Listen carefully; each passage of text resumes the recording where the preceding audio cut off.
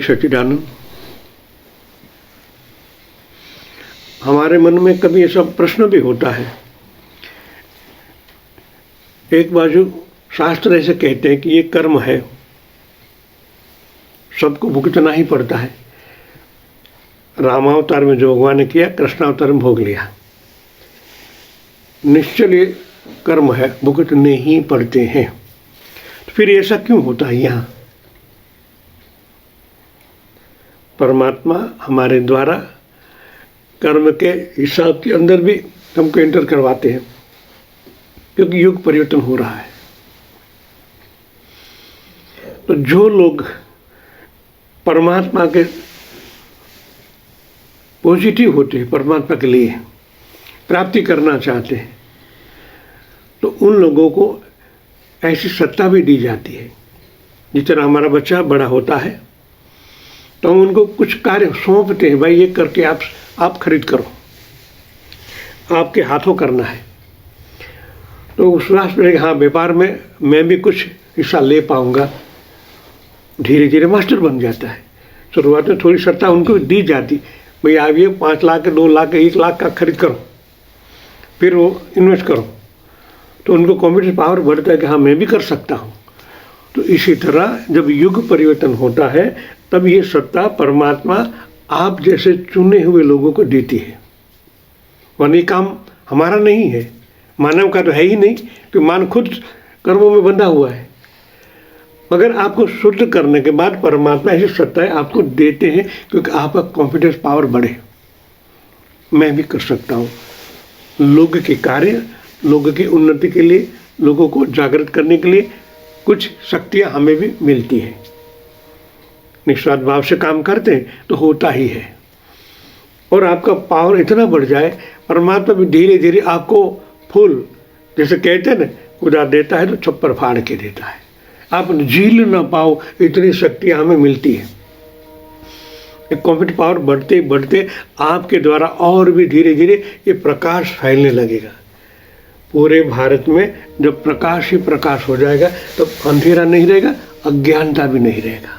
लोग के दुख दर्द भी निकल जाएंगे, क्योंकि उनके अंदर प्राण जागृत हो गया। जहाँ उजाला है वहाँ अंधेरा नहीं टिकता। तो हमारे अंदर अभी यही परिवर्तन हो रहा है। मट मेला है हमें, फिर भी आज हम दूसरों से ठीक पोजीशन में है। ठीक इसलिए कह रहा हूँ, अभी हमें पूरा कॉन्फिडेंस नहीं है।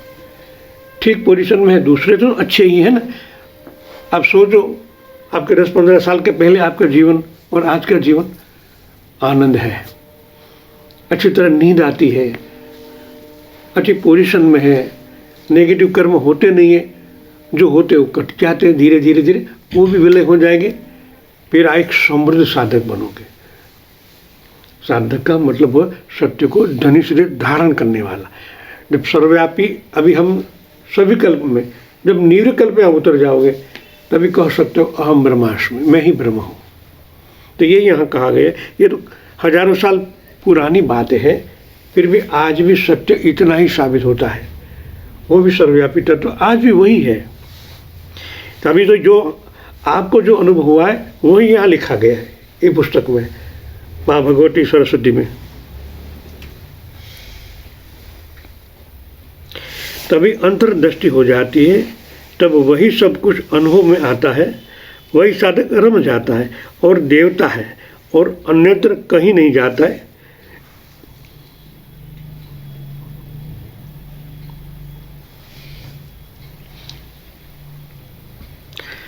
इसलिए सब कुछ भीतर ही देखना है। हमें भी संकल्प करना है, जो भी कार्य हैं भीतर ही देखना है। हम कहेंगे भाई बाहर जो काम हो रहा है तो बाहर तो देखना ही पड़ेगा ना। यहाँ तो लिखा गया है, इसलिए सब कुछ भीतर देख। ऐसा नहीं कि आध्यात्मिकता ही अंदर देखना है या भगवान को ही अंदर देख, सब कुछ शब्द यूज किया गया है। सब कुछ भीतर ही देखना है। दृष्टि भीतर करने से आप दोनों तरफ, जिस तरह मैंने एक दृष्टांत किया था ना, रेलवे में जो खड़ा है दरवाजे पर, उन दोनों को देखता है और उनमें इन्वॉल्व होकर काम भी कर सकता है। पहले भीतर देखो, जो बाहर घटना घट रही है उनका सूक्ष्मीकरण आपके अंदर ही है। जब बाहर देखोगे तो बाहर का आवरण देख पाओगे, भीतर नहीं। उनको अर्थ समझना है। तो आपको जो भी हो, चाहे कोई व्यक्ति हो, चाहे वृक्ष भी, कोई भी हो, सूक्ष्म ही देखना है। इसलिए मूलाधार में सबसे पहला धर्म धारण करना मर्म को, बाद में अर्थ आता है। तब तो अच्छी तरह आप निर्णय ले पाओगे, वरना सीधे बाहर देखोगे कुछ समझ में नहीं आएगा। वो तो माया है, माया के आवरण चढ़े हुए जिनको हम पंच तत्व के कहते हैं। पंच तत्व हटाना ही पड़ता है।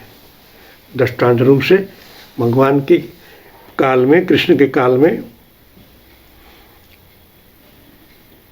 कहा ऐसा गया है, जब सब गोपियां स्नान करने यमुना में गई तो भगवान ने उनके वस्त्र हरण कर लिया और कहा बाहर निकलो। हम समय तुमको नंगा कर दिया ना, समझ फर्क है। उनके पंच तत्व को हर लिया। आकाश, वायु, अग्नि, जल, पृथ्वी, जो पंच, ये भी क्या है? पंच तत्व को बना है, ये आवरण है। तो बाद में क्या है? इनके बाद जो हमारा स्थूल शरीर वो भी पंच तत्व का है ना। इसमें आप स्थूल जगत प्रसिद्ध तत्व समझ लो, जल तत्व, मणि अग्नि चक्र, फिर वायु तत्व, फिर आकाश तत्व। उनका हरण करने से आप परमात्मा को देख पाओगे जो अंदर है।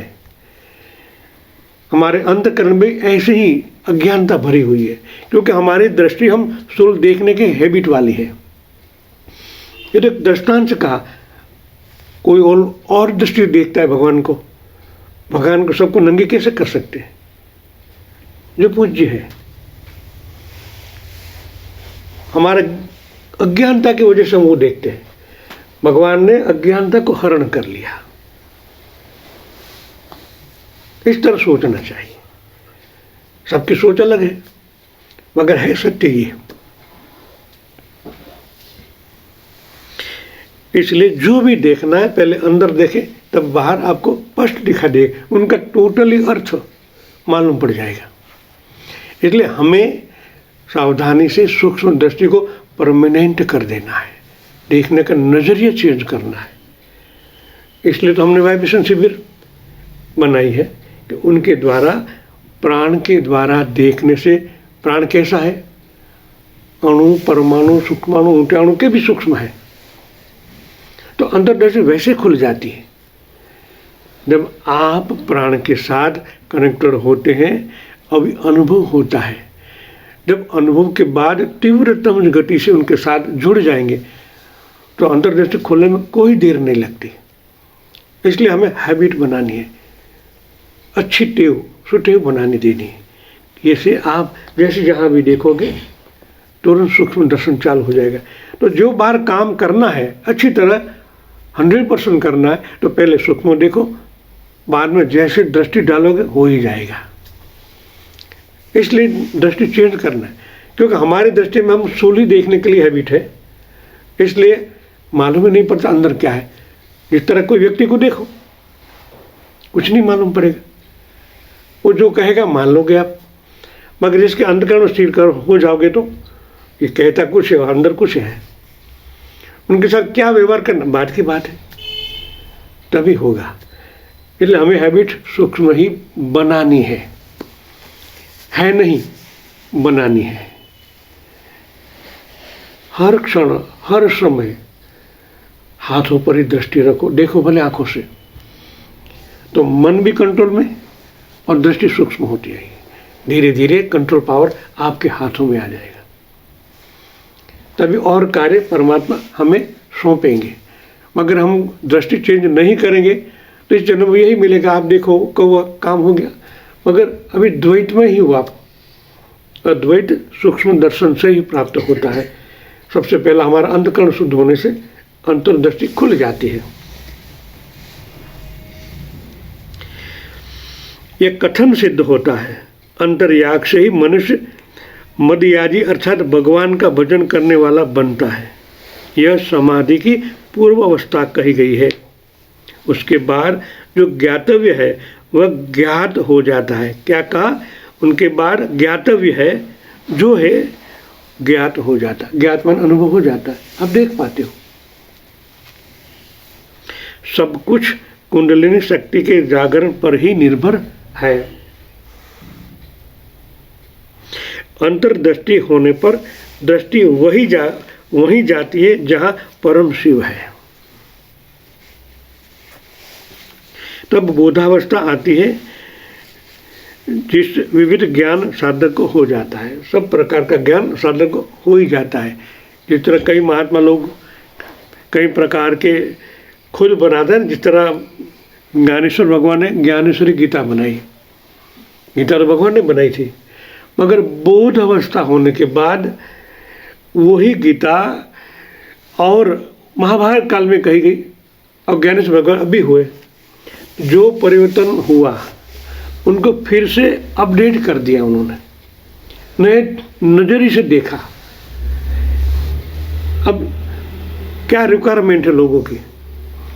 तो संस्कृत में है, उनका अर्थघटन कई प्रकार के होता है, मगर सही अर्थघटन जिनको बोधावस्था होती है वो कर पाते हैं, वो सत्य होता है।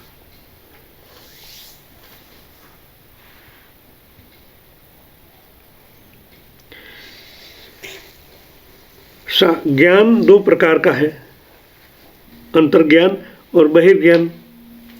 ये दोनों ज्ञान स्वयं ही होने लगते हैं, इसमें यत्न करने वाली आवश्यकता नहीं रहती।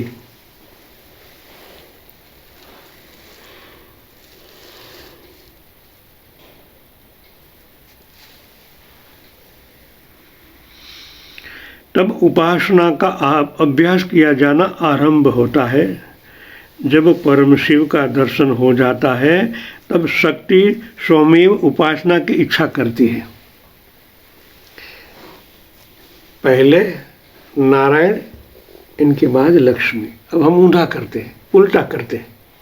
पहले लक्ष्मी, बाद में नारायण, और लक्ष्मी इतने ओतप्रोत हो जाते भगवान को भूल जाते हैं। तो यहाँ वही कहा कि जब परम शिव का दर्शन होता है तब शक्ति स्वयं उपासक बन जाती। तो माँ भगवती आपको सहायभूत होती, आपकी हर एक इच्छा पूर्ण करती है। तो लक्ष्य हमारा या शिव कहा गया है। शिव माने शून्य। जब आप शून्यमय हो जाते, शून्य क्या है? स्वभर भरा हुआ है। स्वभर माने शक्ति स्वरूप है। आप उनको प्राप्त कर लिया, शक्ति जागृत हो जाती है। तो आपको कुछ करना ही नहीं है। स्वमेव कहा गया है, स्वमेव उपासक हो जाती है, वैसे सहायता करती। अब हमको कितना गिड़गिड़ाना पड़ता है, माँ भगवती मेरा काम करो, ये करो, इनके लिए हवन कुछ करते हैं, इनके लिए मंत्र जाप करते। हमारे पीछे स्वार्थ है। माँ भगवती को प्रसन्न करने के लिए हमारी कितनी स्वार्थी नीति है। ये स्वार्थ नीति छोड़ दो, भगवान के उपासक बनो, परमानेंट आएगी। लक्ष्मी कहते हैं चंचल है। जहाँ नारायण होते हैं वहाँ लक्ष्मी को आना ही पड़ता, स्वयं आना पड़ता है, बुलाने नहीं पड़ती। वो स्वयं हाजिर ही रहती है, हर एक कार्य करते। जिस तरह भगवान राम जी थे तो हनुमान जी उनके कार्य करते थे। कभी बड़े काम ही भगवान करते थे, बाकी ज़्यादातर रामावतार में देखो आपने, भगवान हनुमान जी ने ही सब कार्य किए हैं। परमात्मा की शक्ति प्राण, जब परमात्मा मिल जाते हैं तो शक्ति आपो आपकी दासी हो जाती है। हम उनको कई प्रकार के काम सौंपते हैं, गटर वाले भी काम सौंपते हैं। हमारे अंदर का कचरा हम प्राण से साफ करवाते हैं। कितनी गलत बात है, फिर भी करवाते हैं। तो परमात्मा वो भी काम करते हैं, नहीं वो काम मैं नहीं करूँगा, अंदर वाला छोड़ो। मल है, कई कचरा पूरा कितना है, वो सब साफ करवाते भगवान हनुमान जी से, और परमा प्रेम से करते हैं। कब? जब आपका राम के मिलन हो गया। भगवान को प्राप्त करने के बाद परमात्मा स्वयं काम करने लग जाते हैं, वरना यहाँ बैठे बैठे वहाँ का काम कैसे होता है? करने वाले तो वही है। स्थूल रूप से हम यहाँ ही बैठे हैं। तो हमारा दृष्टिकोण चेंज करना है। पहले शिव, पहले राम, पहले हम कृष्ण, बाद में सब कुछ हो ही जाता है, करना नहीं पड़ता। मेहनत कितनी करने से भी थोड़ा गलत होता है ना, भावना शुद्ध होनी चाहिए। मरा मरा करते के लिए राम हो जाता है, क्योंकि भगवान उनकी भावना शुद्ध थी। तो हमारी शुद्ध भावना से हम उपास्य को प्राप्त करें, उपासना आप हो जाएगी। जय सच्चिदानंद।